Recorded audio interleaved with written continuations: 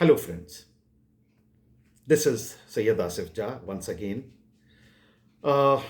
आज दशहरा है तो सबसे पहले आप सबको दशहरे की बहुत बहुत बधाई, बड़ी मुबारकबाद, शुभकामनाएं। मैं इससे पहले भी एक बार मशहूर स्क्रिप्ट राइटर के बी पाठक साहब का जिक्र कर चुका हूं। आज फिर इस वीडियो की शुरुआत मैं पाठक साहब की एक बात से करूंगा। पाठक साहब ने बहुत सी फिल्में लिखी।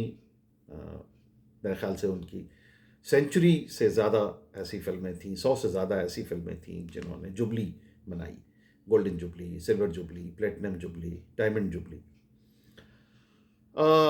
ये अपने आप में एक बहुत बड़ा अचीवमेंट है।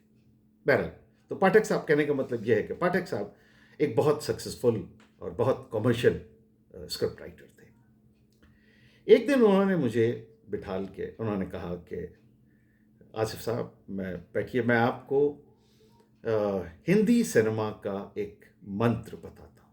मैंने कहा जी पाठक साहब बताइए। तो उन्होंने कहा कि साहब, हिंदी सिनेमा का जो मंत्र है सक्सेस का, वो है रामायण। तो उन्होंने कहा कि हमारा हीरो जो है वो राम है, हमारी हीरोइन जो है वो सीता है, और हमारा विलन जो है वो रावण है। हमारा दोस्त या हमारा साइड हीरो जो है वो लक्ष्मण और हनुमान है, और so on and so fourth. आप रामायण के सारे कैरेक्टर्स को उठा के एक के बाद एक रखते चले जाइए। यही हिंदी सिनेमा का मूल मंत्र है। अब आप इस मंत्र पर इंडियन सिनेमा की किसी भी फिल्म को रख दीजिए, आई एम श्योर वो 100% इस पर सही साबित होगी। हीरो भले ही वो चोर हो, डाकू हो, वो जेब कतरा हो, वो बुरे से बुरा हो, मगर वो अंदर से राम होगा। यही है। आप याद कीजिए संजय दत्त का वो कैरेक्टर, वो फिल्म सुभाष घई की मशहूर फिल्म खलनायक, जिसमें फिल्म का नाम ही खलनायक है, मगर वो जो विलन है वो एक्चुअली विलन नहीं है। वो villain, it looks like a villain but it is a hero from with in. यही मूल मंत्र है। तो आज दशहरे के दिन मैंने सोचा कि आइए इस इस थॉट को और ज्यादा एक्सप्लोर करते हैं। हम ये देखते हैं कि भारत की, हमारे देश की जो सांस्कृतिक धरोहर, जो हमारी कल्चरल, जो हमारी हेरिटेज है, जो हमारी लेगेसी है, उसमें अगर कोई कहानी सबसे ज़्यादा गहरे, सबसे ज़्यादा वाइड स्प्रेड असर रखती है तो वो है रामायण, और वो है भगवान श्री राम की कहानी। ये रामायण जो है ये सिर्फ एक धार्मिक ग्रंथ नहीं है, बल्कि भारतीय समाज की आत्मा है। इंसाफ, त्याग, भाईचारे और आदर्श जीवन की ये कहानी सदियों से कला और साहित्य का हिस्सा रही है। और यही वजह है कि रामायण पर अनगिनत फिल्में, टीवी शोज, नाटक, theatre, international productions, TV serials, short films, documentaries बनी। कभी इसे पूरी तरह धार्मिक श्रद्धा के साथ दिखाया गया, तो कभी इसे इंसानी संघर्ष और आदर्श जीवन के सिंबल्स के रूप में सिंबलाइज करके दिखलाया गया। आइए आज दशहरे के मौके पर इस लंबी परंपरा पर एक नज़र डालते हैं। भारतीय सिनेमा के आरंभ में ही रामायण फिल्म मेकर्स का पसंदीदा सब्जेक्ट बन गया। Dada Saheb Phalke, the father of Indian cinema, उन्होंने 1917 में लंका दहन के नाम से एक फिल्म बनाई। ये फिल्म पूरी तरह ये साइलेंट फिल्म थी, मगर इसमें हनुमान का किरदार इतना फेमस हुआ कि यह फिल्म उस दौर की सबसे बड़ी हिट, एक ब्लॉकबस्टर साबित हुई। दादा साहब फाल्के की इस फिल्म के बाद 1943 में विजय भट्ट की राम राज्य आई। ये फिल्म इतनी प्रभावशाली, इतनी असर डालने वाली थी कि महात्मा गांधी ने इसे देखकर कहा कि ये भारतीय संस्कृति का असली चेहरा पेश करती है। रामराज को आज भी एक क्लासिक फिल्म माना जाता है। ऑफ लेट अगर देखें तो इसके बाद और कई फिल्में बनी, कई शोज़, कई सीरियल्स बने, मगर 1987-88 में रामानंद सागर ने जब रामायण के नाम से दूरदर्शन का एक टीवी सीरियल बनाया, तो उसने इंडियन सिनेमा और इंडियन टेलीविज़न हिस्ट्री में एक एक एक एक बड़ा एक माइलस्टोन साबित हुआ। हर संडे को पूरा देश टीवी की स्क्रीन के सामने बैठ जाता था। इसमें कोई धर्म की कैद नहीं थी, हिंदू मुसलमान सब, everyone was glued to television screen. I do remember कि ये इतना अहम था और ऐसे हो गया था कि संडे मॉर्निंग की जो दूसरे इंगेजमेंट्स थे वो लोग कैंसिल कर देते थे, मगर रामायण देखना कैंसिल नहीं होता था। अरुण गोविल ने राम, दीपिका चिखालिया ने सीता और दारा सिंह हनुमान के तौर पर घर घर में पहुँचे, और इस कदर पहुँचे कि लोग उनके रोल्स की वजह से इतना उन्हें मोहब्बत दी, उन्हें प्यार दिया कि उनकी पूजा होने लगी, वो पूजनीय हो गए। ये टीवी शो इतना पॉपुलर हुआ कि कोरोना लॉकडाउन में 2020 में जब दूरदर्शन पर इसको दोबारा एक बार फिर से टेलीकास्ट किया गया, तो फिर इसने टीआरपी के सारे रिकॉर्ड्स तोड़ दिए। ये टीवी सीरियल अब भी इंडियन टेलीविज़न हिस्ट्री का सबसे सक्सेसफुल और सबसे प्रभावशाली शो माना जाता है। रामायण की कहानी को कई बार नए नए अंदाज में टेलीविज़न पे पेश किया गया। 1989 में रामायण के उत्तरकांड पर बेस्ड एक और लवकुश के नाम से एक सीरियल आया। एनडीटीवी इमेजिन पे 2008 में रामायण एक नए एक्टर्स और नए मेकिंग के साथ नए प्रोडक्शन के तौर पर आया।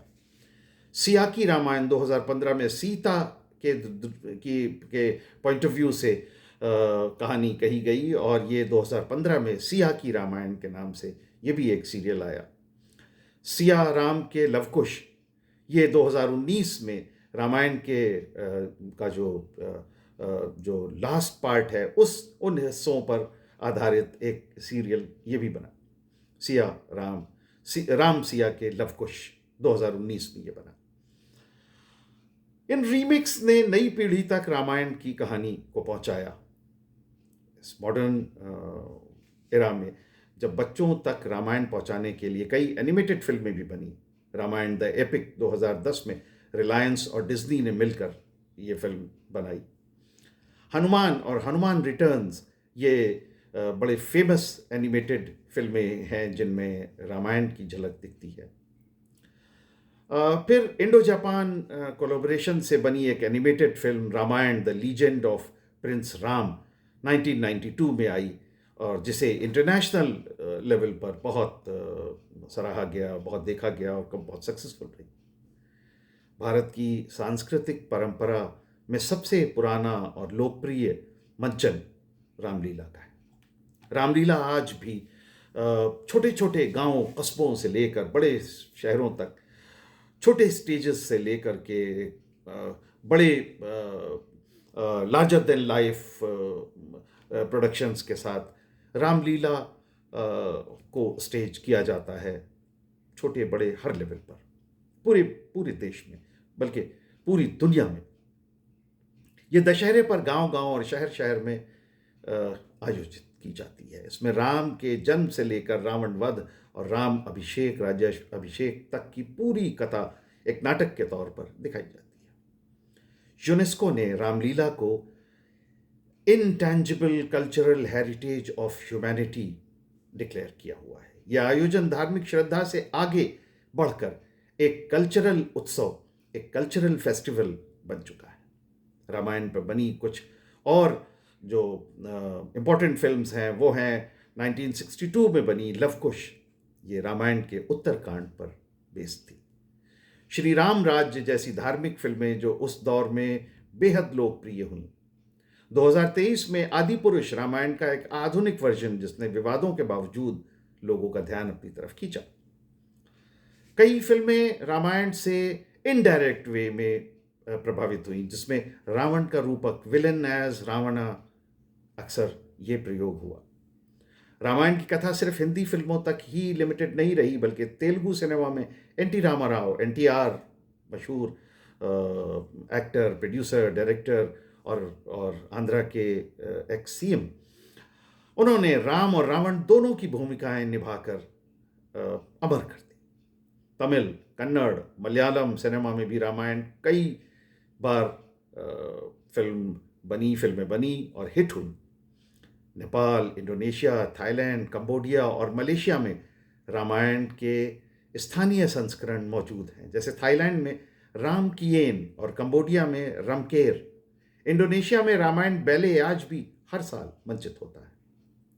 रामायण की लोकप्रियता इतनी है कि कई फिल्मों और नाटकों में सीधे सीधे इसकी कहानी पर आधारित न होकर इंस्पायर्ड वर्जन्स रहे हैं, जैसे भाई और भाई के बीच का संघर्ष, बुराई पर अच्छाई की जीत, जैसे सीताहरण जैसी इन घटनाओं से प्रेरित होकर जो स्टोरीज लिखी गई, ये सब हमें सिनेमा के पर्दे पर अक्सर दिखता है, और ये सब रामायण से कहीं ना कहीं इंस्पिरेशन लेकर के इन कहानियों को बनाया गया है। इंडियन थिएटर के बड़े नाम आमिर रज़ा हुसैन साहब, इन्होंने रामायण को मंच पर लाकर एक नया प्रयोग किया, एक नया एक्सपेरिमेंट किया। उनका मशहूर नाटक Ramlila the legend of Ram हजारों दर्शकों के सामने बड़े पैमाने पर खेला जाता था। इस नाटक में रोशनी, साउंड इफेक्ट्स, म्यूजिक और ह्यूज सेट्स, उन डिज़ाइन का इस्तेमाल हुआ। यह सिर्फ धार्मिक श्रद्धा का प्रदर्शन नहीं था, बल्कि कला और तकनीक का एक संगम था। आमिर रज़ा हुसैन का कहना था कि रामायण इंसानियत और आदर्श जीवन की कहानी है, जो हर मजहब और हर इंसान के लिए रेलेवेंट है।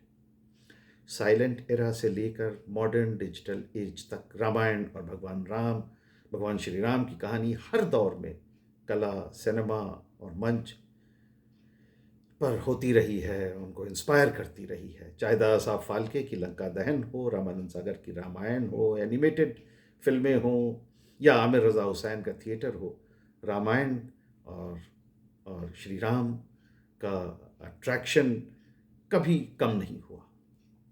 आज जब हम दशहरा मनाते हैं तो ये सिर्फ बुराई पर अच्छाई की जीत का त्यौहार नहीं है, बल्कि इस बात की याद भी है कि रामायण की कहानी इंसानियत को हमेशा राह दिखाती है। यही वजह है कि ये गाथा सिनेमा, टीवी और थिएटर की दुनिया में भी सदाबहार है। तो और इसी के साथ साथ आप सबको एक बार फिर दशहरे की बहुत बहुत शुभकामनाएं। Thank you.